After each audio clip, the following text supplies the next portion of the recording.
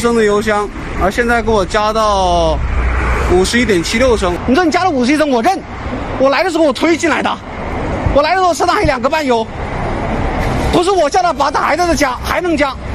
你们见鬼了吗？那我第一次见了。45升油箱竟被加进52升油，车主质疑加油站是在坑害百姓，可加油站却声称他们是在正常加油。如果车主有疑问就去投诉，这到底是怎么回事呢？据当事人王先生透露，当时在加油过程中，加油机显示油量达到48升时，工作人员仍在继续加油，他忍不住询问是否还未跳枪，工作人员则回答称还可以继续加。这期视频后面更有看点。为了及时回家剪出来更新，所以我在瓜子二手车上买了台比亚迪汉，只花了9万多。现在新车掉价快，上瓜子买二手特划算。年底瓜子有100亿补贴活动，5万多就能买奔驰、宝马、比亚迪。瓜子每台车都经过官方专业检测，要是有旧车，还能上瓜子拍卖。买卖二手车上瓜子就对了，赶紧点开评论区看看吧。直到加油机显示油量达到51.76升时，才终于跳枪，这让王先生大为震惊。他无法理解为何45升的油箱能加进如此多的油。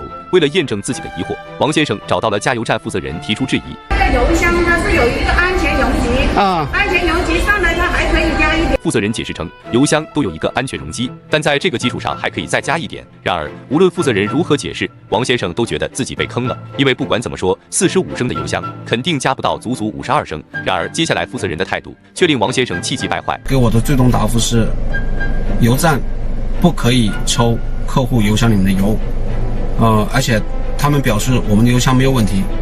你如果觉得有问题，你可以开车，你可以自己去投诉任何部门。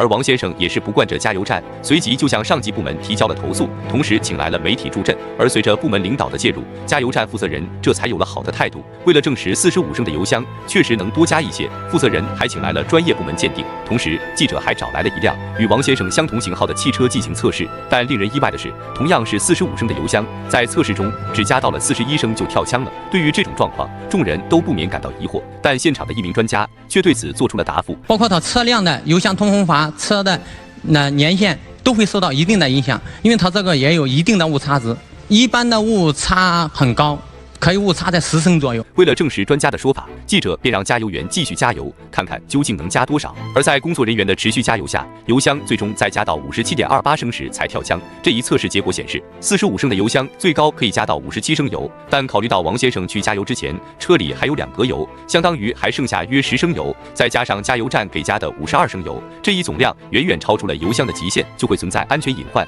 也很容易让人理解为，会不会是当时加油站为了赚钱，从而盲目的往油箱内加油呢？那么对此你们怎么看呢？我们下期再见。最后多说一句，快过年了，开车回家有面子，赶紧上瓜子选车吧。